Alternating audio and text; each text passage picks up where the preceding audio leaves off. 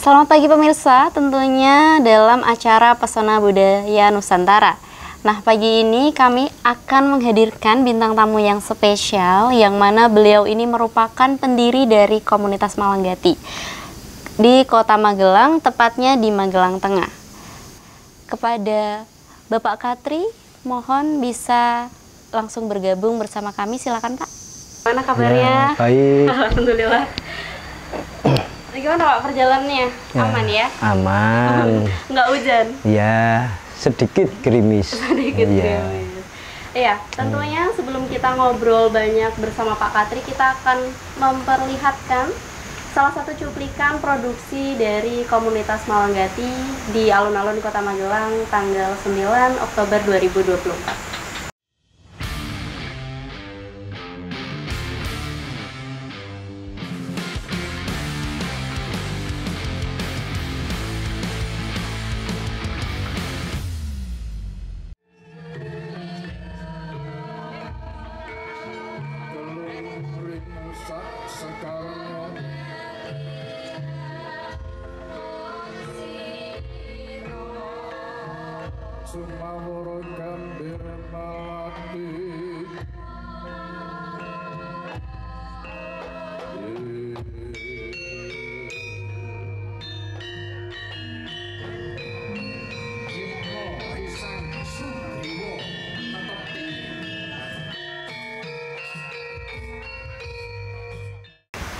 Ya, baru saja sudah kami tampilkan cuplikan dari penampilan wayang orang pada tanggal 9 Oktober di alun-alun Kota Magelang. Ya. Betul Pak Katri.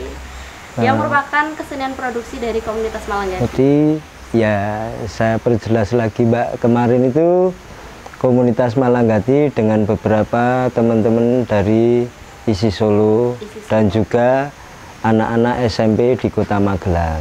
Nah. Ya. Kalau untuk mungkin bisa dijelaskan Pak, sebetulnya komunitas Malanggati ini sudah berapa tahun gitu? Untuk konteks komunitas Malanggati itu kemungkinan kurang lebihnya sudah 13 tahun Mbak. Wow. Mulai dari awal pembentukan komunitas yang tadinya berupa sanggar. Sanggar begitu ya Pak? Iya. Ya?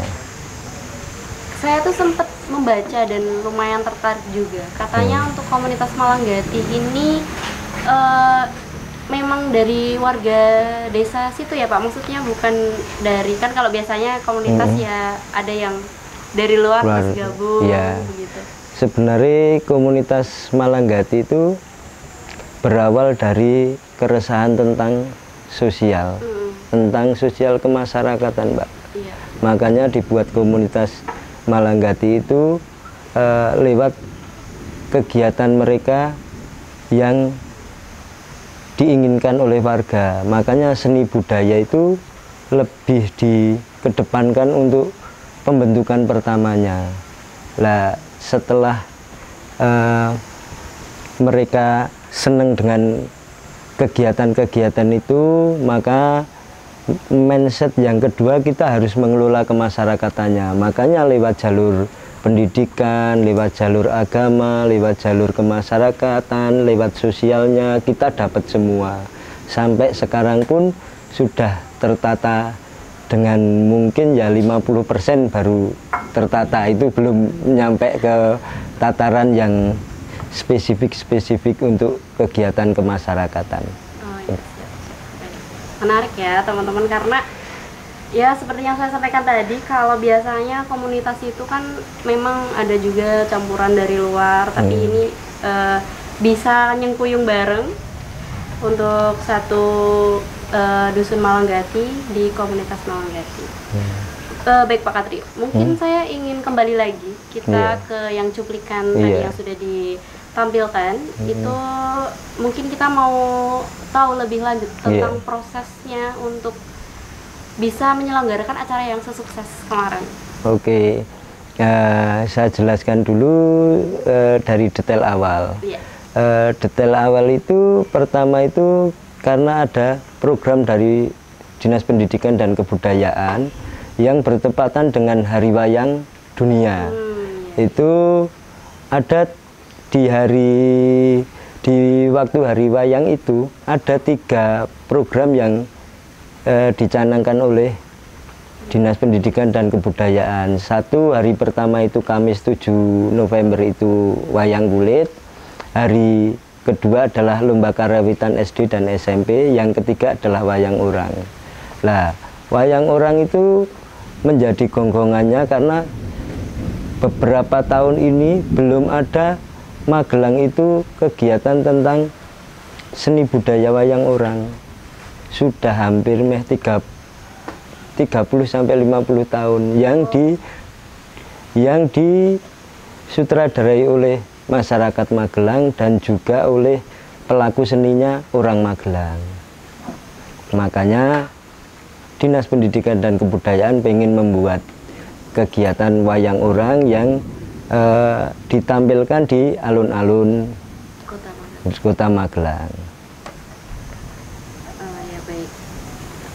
Mungkin kalau dari adakah kesan selama mengurus komunitas Malanggati atau manajemen dari komunitas Malanggati, Pak? Ya, sebenarnya sangat berkesan, Mbak. Pertama, saya membuat komunitas Malanggati itu karena faktor sosial ya. Jadi semuanya berawal dari sosial kemasyarakatan. Jadi mindsetnya semuanya warga dan juga saya sendiri sebagai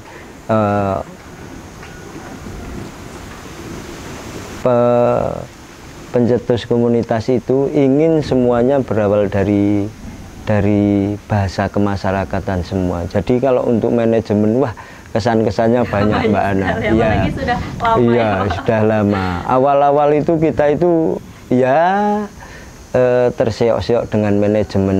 Saya harus pontang-panting mencarikan untuk dana sendiri itu dengan ya uang-uang dari beberapa masyarakat di situ. Jadi memang manajemen secara kemasyarakatan. Iya.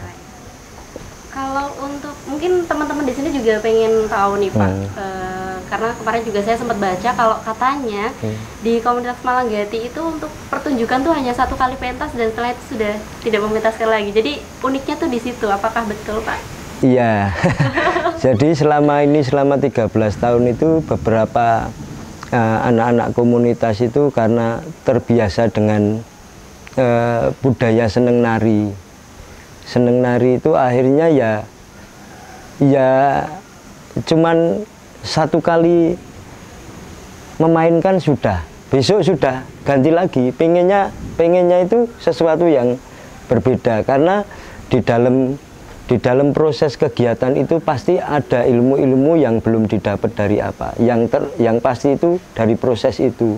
Ilmunya itu ya dari beberapa proses itu. Makanya kegiatan proses itu selalu menjadi ladang ilmu bagi teman-teman di komunitas Malanggati. Sebenarnya ya kalau istilahnya orang itu teman-teman haus ilmu lah. Ketimbang haus pentas. Masya Allah, ya unik ya guys. Soalnya jadi kalian kalau misal pengen lihat penampilan dari komunitas Malanggati dan biasanya itu hanya sekali ditampilkan dan nggak akan ditampil lagi, kalian harus datang kalau komunitas Malanggati sedang menyelenggarakan pertunjukan begitu ya Pak ya. Mungkin lanjut lagi untuk pertanyaan seputar komunitas Malanggati itu juga dengar-dengar nih Pak, katanya warga di situ tuh juga memanfaatkan keahliannya, jadi untuk mencari nafkah juga di luar kegiatan berkeseniannya. Lah, ya efek dari anak-anak komunitas Malanggati itu setelah 3 tahun saya berkecimpung dengan kegiatan tentang sosial kemasyarakatan yang berbasis pada kesenian, akhirnya anak-anak itu mulai sudah belajar pinter kesana kemari. Mereka akhirnya mengajar di beberapa TK, SD, SMP di Kota Magelang ini dengan basis non akademis, guru ekstra ya. Dari segi itu aja mungkin ada sekitar 15 anak yang mengajar di Kota Magelang ini. Nah, efek dominonya adalah ketika kita ada pentas tahunan atau pentas akhir tahun di anak-anak entah di SD, entah di TK, mereka selalu butuh kostum, butuh tukang make up. Lah, kebetulan karena kita terbiasa, masyarakat di situ itu terbiasa dengan kegiatan yang kita tandangi dengan istilahnya dengan kita sendiri, ya mandiri. Itu akhirnya mereka efeknya, oh besok tak ajak lah, kamu make up ya di TK ini, kamu make up di SD ini. Itu baru make up ya aja. Setelah itu banyak masyarakat juga yang pintar menjahit. Akhirnya saya istilahnya meminta bantuan mereka untuk menjahitkan beberapa kostum. Sampai sekarang mungkin ya sekitar ada 500 kostum lah yang ada di anak-anak di komunitas itu. Berarti sangat berpengaruh juga ya Pak untuk sangat ekonomi berpengaruh di masyarakat. Ya itu baru kostum. Efek yang lebih jauh adalah tukang ngumbai kostum. Nah, tukang ngumbai kostum itu masyarakat yang memang kadang-kadang ibu-ibu yang tidak bekerja di luar. Biasanya kalau kita pentas itu selalu dihadang. Lah untuk Mas saya sing ngumbai ya, itu kan nilai domino ekonomisnya juga dapat. Karena memang kostum itu tidak bisa sembarangan orang bisa mencuci. Iya, dan itu juga tidak mungkin akan dijemur ketika tidak ditungguin. Karena pasti kepanasan banget ya. Oh iya. Menarik Pak. Mungkin itu dulu Pak. Nanti kita akan lanjut ke sesi berikutnya. Tapi sebelum itu, setelah ini kita juga akan mendengarkan sedikit cerita dari tamu kita satu lagi yang spesial. Beliau merupakan pemilik dari Sanggar Gubuk Kebon yang alhamdulillah sekarang kita di sini juga sedang ada di Gubuk Kebon, begitu ya Pak. Tapi kita akan panggil setelah jeda pariwara berikut ini. Jadi teman-teman jangan kemana-mana karena setelah ini kita akan bertemu dengan pendiri dari Sanggar Gubuk Kebon.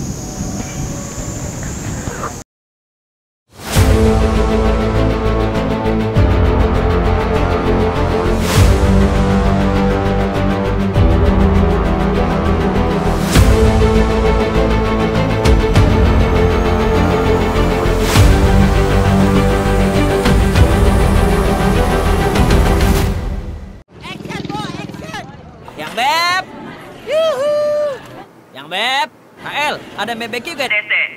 HL, BBB kanen ha. HL, LYSM BBQ GP. HL, LGPR GSM BBQ G. HLP, MBBQ DC G. HL.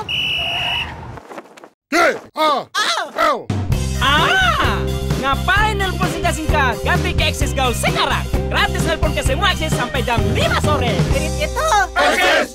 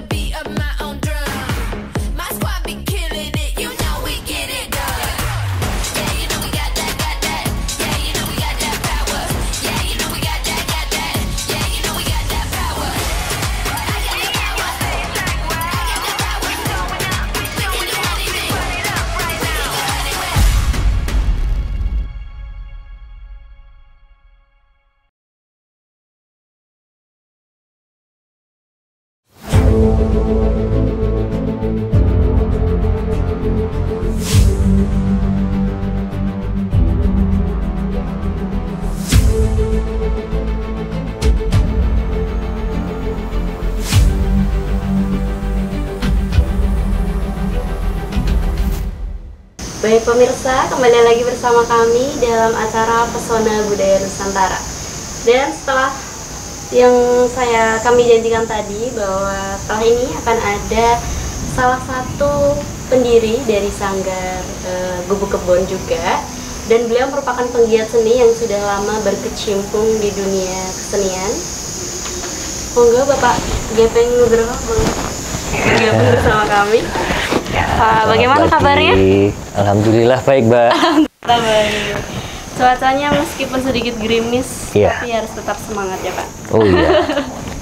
Baik pemirsa, saat ini Pak Gepeng sudah berada di tengah-tengah kita. Tapi sebelum kita ngobrol lebih jauh bersama Pak Gepeng, kita akan saksikan terlebih dahulu cuplikan video profil dari Bapak Gepeng Nugroho. Begitu berikut ini untuk cuplikannya.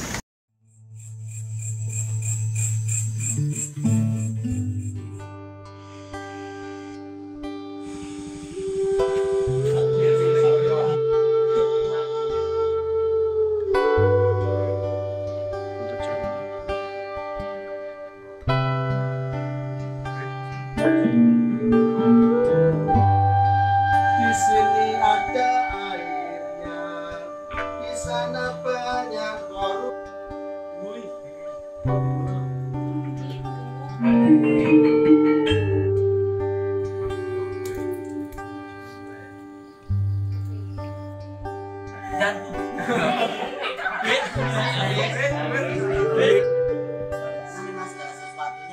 Satu tujuan satu suara.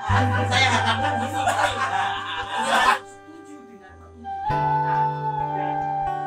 masih bisa dinikmati sambil makan kucing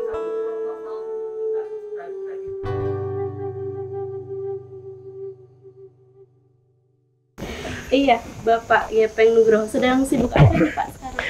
Ini kami sedang sibuk untuk mempersiapkan pertunjukan monolog yang insya Allah rencananya nanti di awal bulan Desember kita akan pentaskan juga di Padepokan Gubuk Kebon sini. Lalu kemudian ini sedang proses berjudul Dariah Lengger Lanang. Begitu. Boleh teman-teman dipersiapkan, kita nanti akan ada pertunjukan. Iya, wajib itu harus nonton ya. Iya, Pak Gepeng merupakan penggiat seni ya Pak, ya betul? Sudah mungkin ingat sudah mulai dari tahun berapa, meskipun pasti sudah lama sekali. Ya, saya bermain-main di kesenian ini, terutama khususnya di teater itu sejak tahun 1999. Wow. Gitu, jadi sudah sekian tahun yang lalu, 25 tahun ya.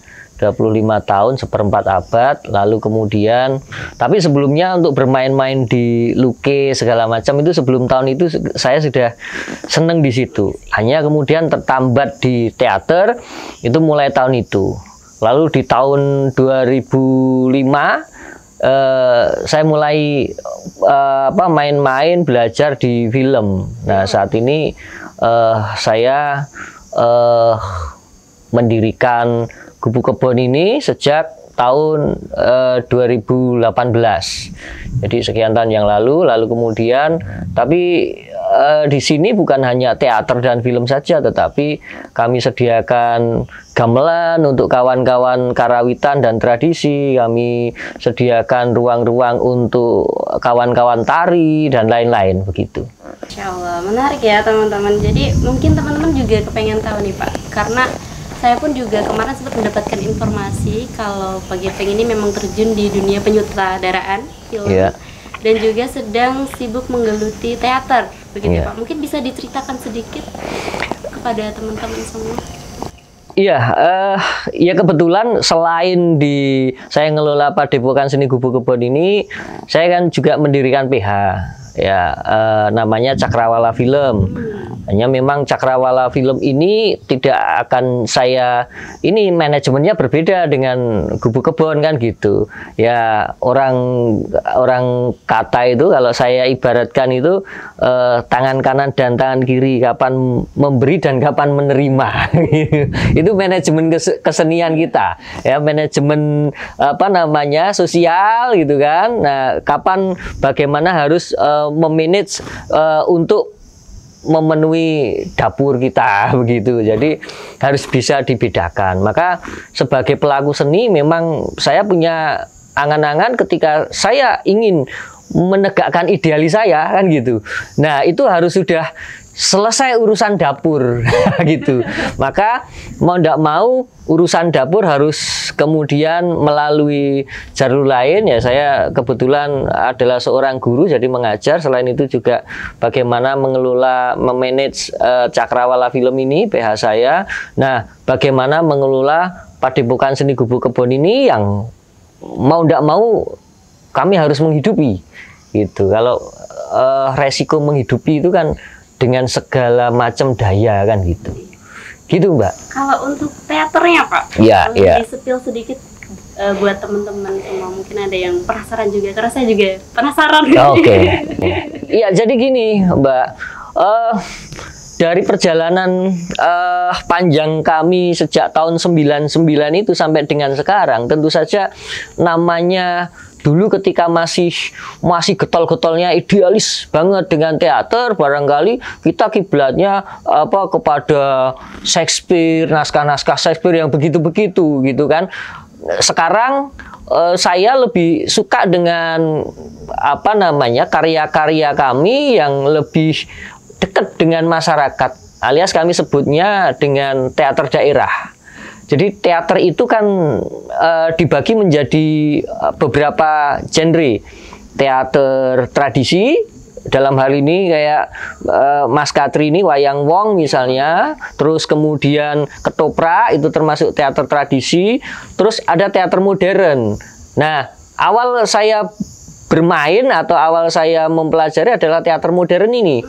Nah, kemudian ada genre yang baru, kami menyebutnya teater daerah. Teater daerah itu di mana teater yang digarap dengan modern hanya kemudian mengambil spirit kelokalan kita, kedaerahan kita. Maka termasuk besok Lengger Lanang itu, Dariah Lengger Lanang yang dipentaskan secara monolog. Konsep pertunjukannya modern, tetapi spiritnya, inspirasinya adalah dari daerah atau teater daerah, yaitu dalam hal ini adalah kita mengambil cerita Lengger, Dariah sosok Lengger Lanang yang ini kita kenal itu di Lengger itu pun ada beberapa jenis genre, ada yang di Banjarnegara, ada yang di Wonosobo. Nah, dari yang termasuk yang di Banyumasan, Banjarnegaranan gitu. Nah, gitu. Jadi dan naskah-naskah kami 3 tahun terakhir ini saya mengangkat naskah-naskah dengan bahasa Jawa, gitu. Maka itu kayaknya yang baru sedang kami dalami, sedang kami garap begitu. Berarti untuk teater daerah ini lebih ke bisa modern, tapi ada unsur-unsur kearifan lokalnya begitu ya, Pak? Ya, lebih bisa dikatakan begitu. Dan bisa dikatakan ada kebebasan para pelaku ini itu lebih bebas mengeksplor karyanya dengan teater daerah ini. Dengan catatan masih berpijak pada lokalitasnya. Begitu. Contoh ini, Dariah Lengger Lanang ini besok ini bahkan kawan-kawan ini coba terus berdiskusi mau dibawa kemana nih pertunjukannya. Bahkan si aktor menyebut pinginnya, Pak, nganu aja kita bikin post dramatik.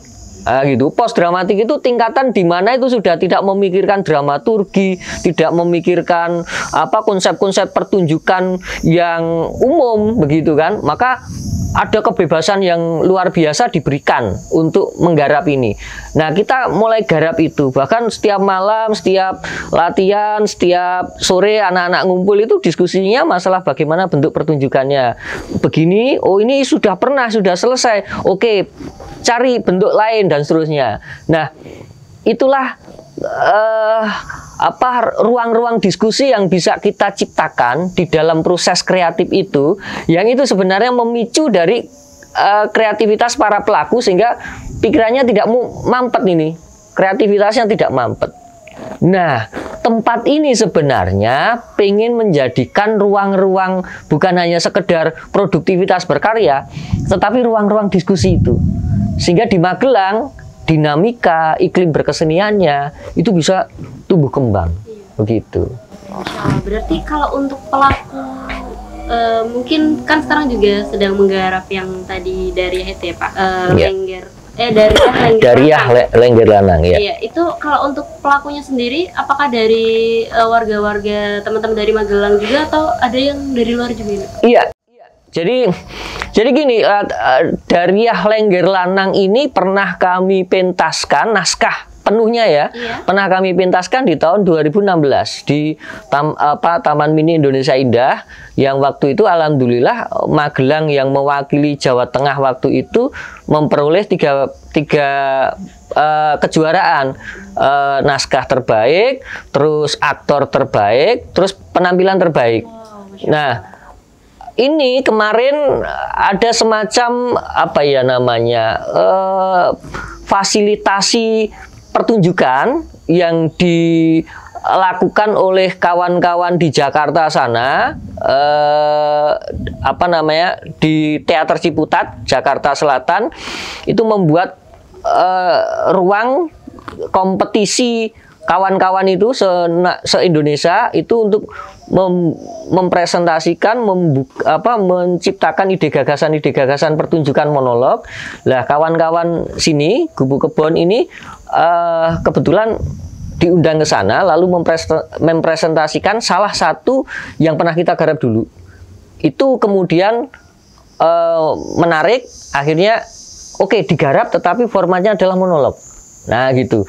Nah tentu saja baik bentuk maupun visualnya jelas berbeda dengan yang pernah kita garap begitu. Wow, sangat menarik juga ya teman-teman. Terus juga dapat pengetahuan baru juga sharingnya. Mungkin pertanyaan terakhir Pak Gepeng untuk di segmen kali ini, ada kesan tersendiri nggak selama menggeluti mungkin di dunia kebudayaan? Gitu?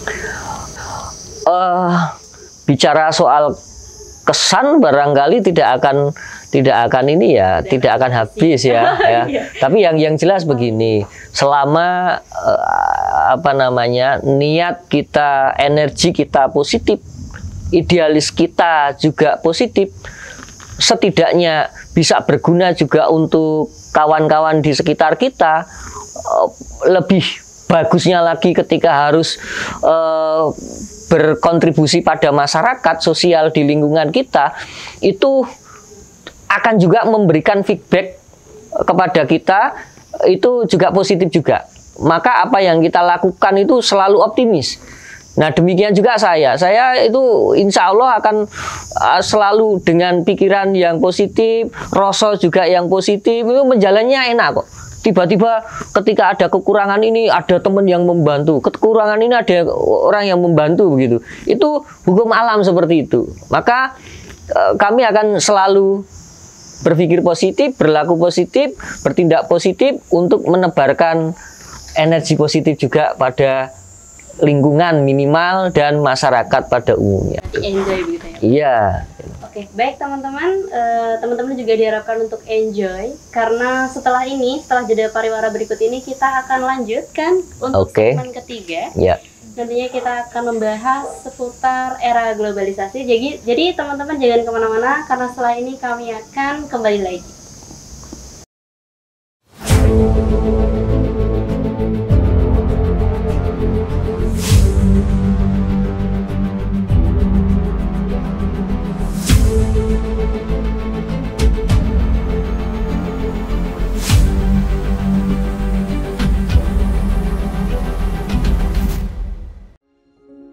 It doesn't matter what people say about you, or how many followers you have, or the photos you post.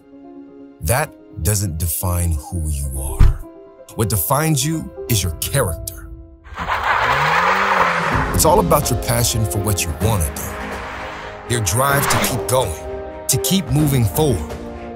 Put maximum effort in everything you do. Don't be afraid to reach new limits. Find what works and fix what doesn't. Life can always take a turn on you. Become the best version of yourself.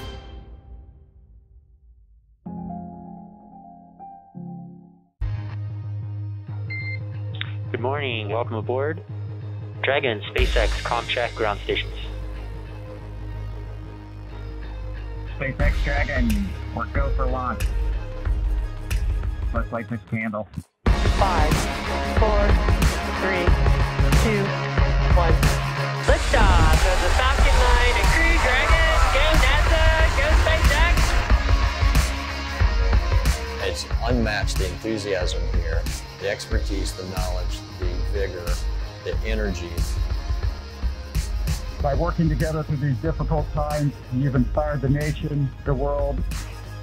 I think I was requested to do a backflip. This is the largest window ever flown in space. On behalf of the SpaceX and NASA teams, welcome back to planet Earth.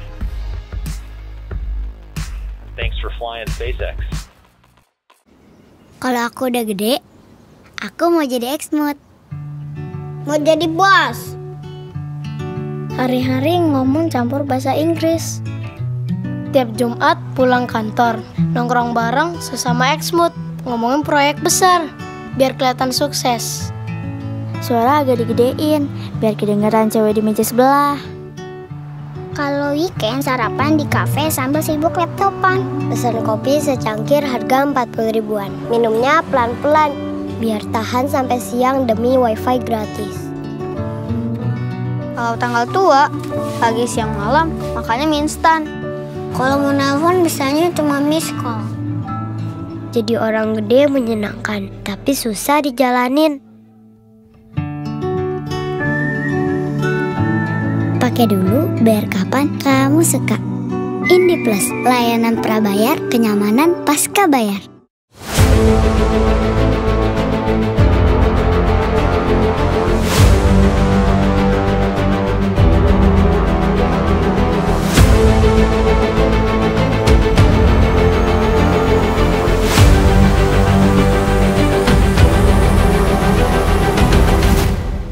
Baik pemirsa, kembali lagi bersama kami dalam acara Pesona Budaya Nusantara. Kembali lagi juga bersama dengan Pak Katri. Masih aman Pak? Masih. Pak GP masih aman? Kendali. Kendali.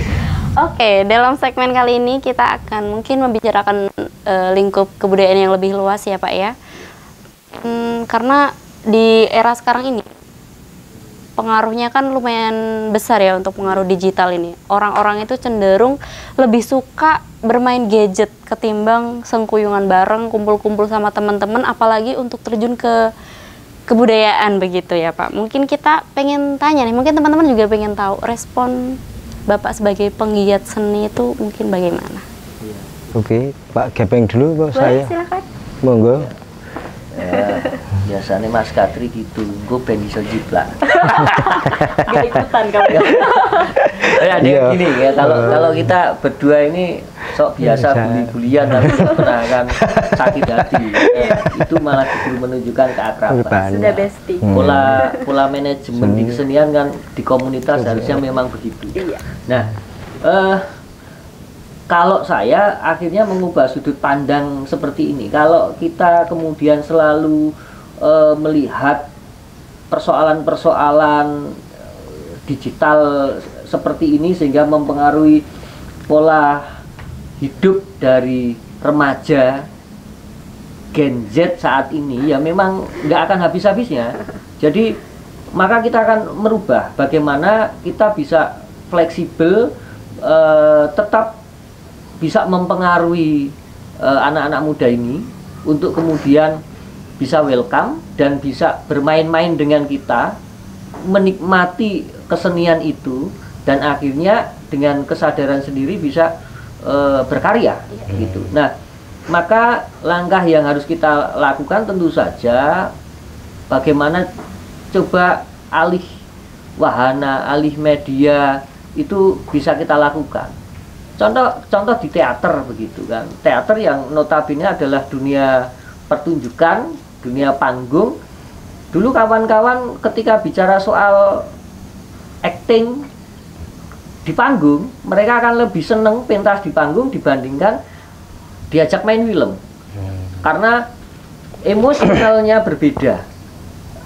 Rasa kenikmatan berakting itu berbeda. Hanya sekarang tidak bisa begitu. Kadang sekarang kita dihadapkan pada media yang lebih canggih misalnya, ada clip on, wireless dan lain-lain. Ketika kita harus bicara di panggung harus teriak-teriak gitu kan. Nah sekarang cukup dengan natural, suara bisa teridentifikasi dengan baik di telinga penonton, itu cukup. Maka mau tidak mau kita harus menyesuaikan dengan teknologi gitu. Demikian juga dengan pola-pola pendekatan kita, pembelajaran kita di generasi muda, baik lewat sanggar maupun lewat sekolah.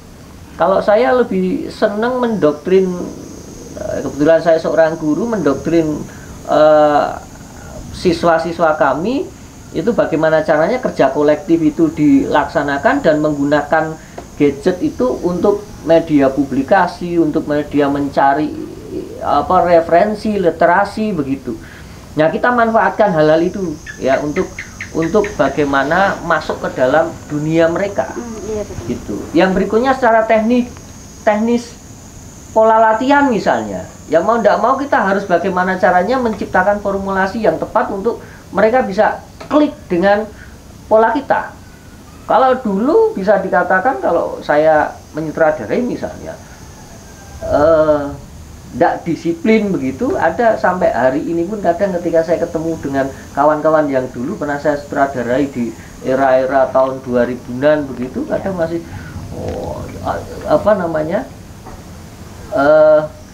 jangan lu mas, ojo koyo dhisik mana lu, aku dibalang HP, nah gitu. Itu serius. Balang kursi juga pernah gitu kan, dan itu sampai hari ini pun masih terngiang-ngiang di era zaman kami waktu itu. Tetapi ketika saat ini nggak bisa diperlakukan seperti itu gitu. Nah, bagaimana kita melakukan pendekatan-pendekatan yang asik untuk mereka sehingga mereka tetap senang berkesenian. Toh di sini kawan-kawan juga sering mengajak di sini bermain karawitan, anak-anak SMP, anak-anak SMA begitu di sini gitu. Toh bisa. Iya. Tinggal bagaimana pendekatannya, bagaimana memediasinya begitu. Kalau saya sih seperti itu, nggak bisa kita membawa diri kaku, idealis. Ragil ini wes, nggak bisa. Hilang kita, nggak ada regenerasi begitu. Itu menurut saya. Berarti lebih ke pendekatan sama mediasinya begitu ya Pak. Mungkin kita bisa lanjutkan ke Pak Katri. Ya, kalau saya hampir kurang lebihnya ya mesti dengan Pak Gepeng mesti hampir sama. Karena basisnya juga untuk anak-anak juga kita ngomong toh. Tapi paling enggak ya salah satunya ya bagaimana kita lebih bijak untuk berbicara tentang masalah dengan digital itu. Contohnya ya seperti ketika kita melihat media, paling enggak kita menyampaikan kepada teman-teman atau anak-anak di era sekarang ini, ya gunakan digital itu untuk kegiatan yang lebih baik. Seperti kebutuhan-kebutuhan kita tentang referensi-referensi, seumpama di tari, cobalah kita melihat referensi dari penari ini atau penari si A, si B, entah dari di Nusantara ini gaya dengan gaya Jogja, gaya Solo. Jadi anak-anak lebih tahu bahwa oh iya, itu juga pendidikan. Karena kebetulan di komunitas kami memang banyak yang non akademis. Jadi sekolah digital itu juga penting. Jadi era digital itu penting juga. Satu juga Mbak, kalau kita ngomongin masalah digital di era sekarang itu ya hampir lebih sama Pak Gepeng lah. Kita nggak mungkin akan membatasi mereka. Toh mereka juga butuh berita, butuh apa, butuh hiburan yang memang di era sekarang itu semuanya kan nggak bisa diperoleh dari media-media lain. Digital lah, seperti HP itu mencakup berita apa aja ada. Jadi ya semuanya kita lebih bijak lah dalam menggunakan digital itu. Untuk anak-anak sekarang ya pendekatannya tidak banyaknya ya sama seperti Pak Gepeng lah, mediasinya lebih sering. Kita ya sebagai orang yang mungkin kita berdua itu dituake ya lebih ngemong lah tidak bisa langsung tebas itu ya, kebebasan mereka juga kita perlu hargai, itu aja. Ya. Pak GP mau menanggapi atau? Iya, saya kira begitu. Hanya ini menjadi tantangan kita bagaimana bentuk kesenian kita akhirnya bisa disepakati, bisa disenangi, bisa diapresiasi oleh masyarakat, oleh remaja. Itu PR.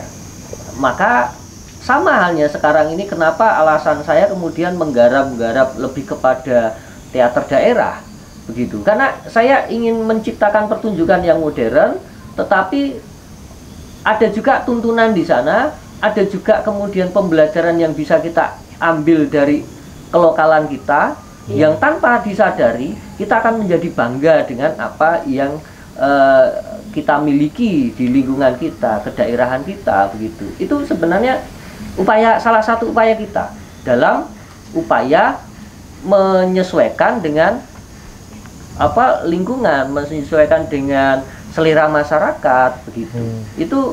Itu seperti itu. Maka karya yang baik itu adalah karya yang kemudian bisa menyesuaikan dengan zamannya. Saya kira begitu. Berarti malah karena ada peran digital ini juga kita harus bisa masuk ke dunia Gen Z itu ya Pak. Jadi bisa pendekatannya ke situ. Oh iya. Walaupun tentu saja kita tidak serta-merta mengikuti gaya hidup Gen Z ya, justru kita bagaimana caranya mempengaruhi mereka agar paham, mengerti, menikmati gitu kan, sehingga bisa melakukan apa yang kita mau, kita inginkan, sehingga terjadilah regenerasi di dalam dunia kesenian itu. Saya kira begitu. Siap. Terima kasih Pak atas jawabannya. Baik teman-teman, setelah jeda pariwara berikut ini kita akan kembali lagi dengan nggak terasa karena sudah berada di sesi acara pada pagi hari ini. Jadi jangan kemana-mana, tetap di sini setelah jeda pariwara berikut ini.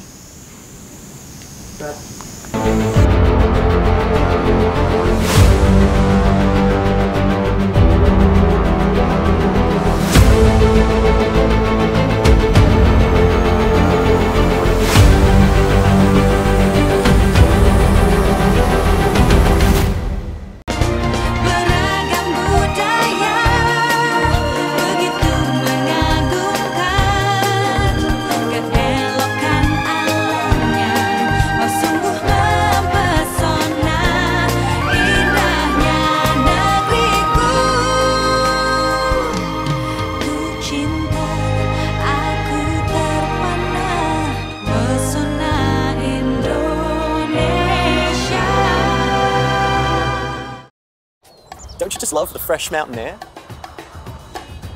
Or the excitement of a new city. Or beautiful warm water with sand beneath your feet.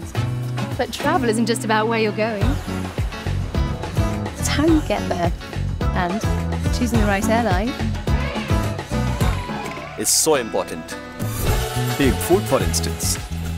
When was the last time you chose an airline for the meals you're served? Having the world's most awarded in-flight entertainment certainly helps.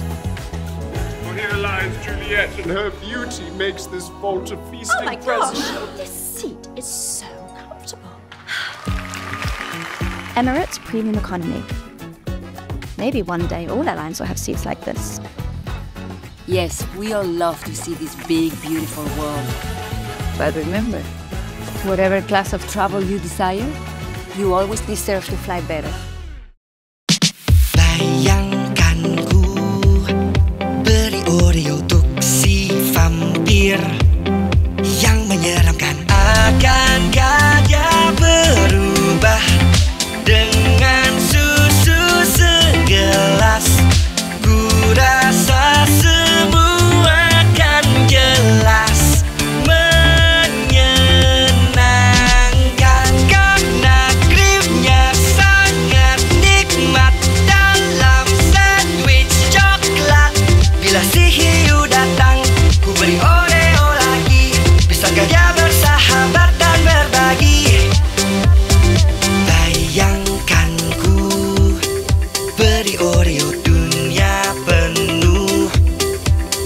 keajaiban kalau ku beri Oreo untuk kamu. Bayangkan ku beri Oreo.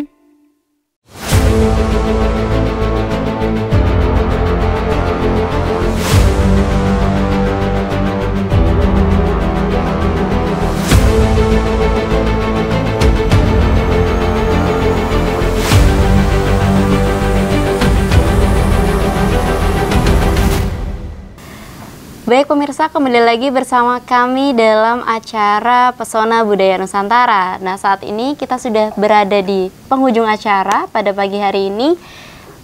Pak Katri dan Pak Gepeng, mungkin saya ingin teman-teman mendapatkan sesuatu. Mungkin ada pesan yang ingin disampaikan ke teman-teman yang menonton di rumah tentang bagaimana sih agar bisa lestari untuk kebudayaan Nusantara di Indonesia. Misalnya seperti itu. Monggo, Mas Gepeng gitu. Oh, ya, mau gantian. Saya selalu mempersilahkan beliaunya, biar beliaunya ngomong terus. Ya, kalau saya begini, saya awali dengan begini, bahwa kebutuhan apresiasi itu bagi saya, dan harapannya juga kawan-kawan juga setuju, bahwa kebutuhan apresiasi dan aktualisasi diri itu bagi kami itu menjadi kebutuhan primer. Gitu, bukan lagi kebutuhan sekunder atau tersier, gitu kan? Karena setiap orang perlu pengakuan, setiap orang perlu dihargai dan lain-lain. Nah, salah satu media dalam media aktualisasi diri, apresiasi diri itu adalah di kesenian. Maka kesenian itu menjadi salah satu alternatif pilihan untuk orang-orang bisa mengaktualisasikan diri dan untuk menunjukkan siapa dirinya, diakui oleh orang, dan tentu saja ada kepuasan batin yang harus kemudian terus dikelola dan dipertanggungjawabkan begitu, dan itu menjadi modal di dalam setiap orang itu melakukan laku kehidupannya, baik berinteraksi sosial, baik sebagai decision maker, pengambil keputusan, baik di dalam keputusan-keputusan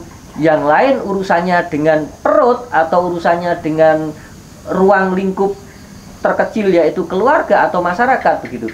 Nah, kesenian itu menjadi salah satu jalan alternatif, jalan ninja untuk memperoleh kebahagiaan secara personal, komunal, dan sosial itu.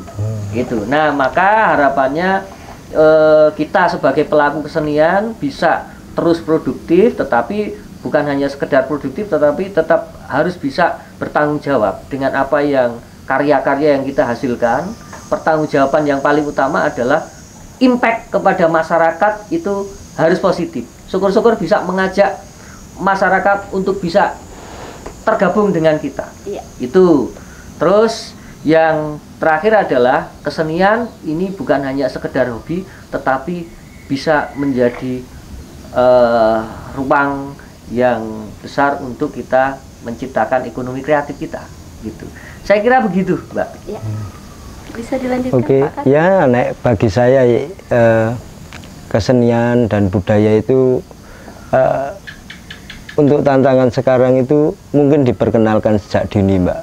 Di lini apapun, di sekolah-sekolah, mungkin di masyarakat sejak dini itu kesenian sebagai ladang untuk kita bersosial, ladang kita untuk mengolah segala kegiatan, rasa mungkin, terutama bagaimana menggerakkan Indonesia ini tetap berbudaya dan berbangsa dan berbudaya itu lebih ke sejak dini itu. Mungkin dari TK, SD diperkenalkan. Banyak sekolah-sekolah yang Islam yang dulu masih bergerak di keagamaan, tetapi ada baiknya lebih disentuh dengan kesenian juga baik.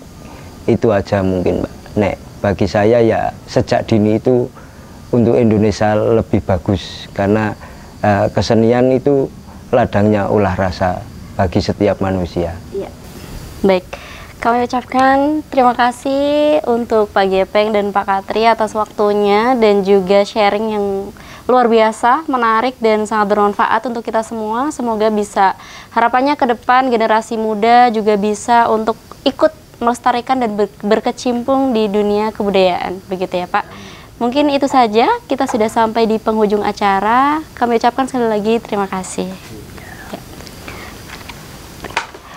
Oke, buat teman-teman semua jangan lupa untuk saksikan terus Pesona Budaya Nusantara di pagi hari setiap hari Minggu, karena kita akan menghadirkan bintang tamu yang spesial dan tentunya akan memberikan manfaat yang luar biasa. Sampai jumpa, kita ketemu lagi kapan-kapan. Dadah, dadah.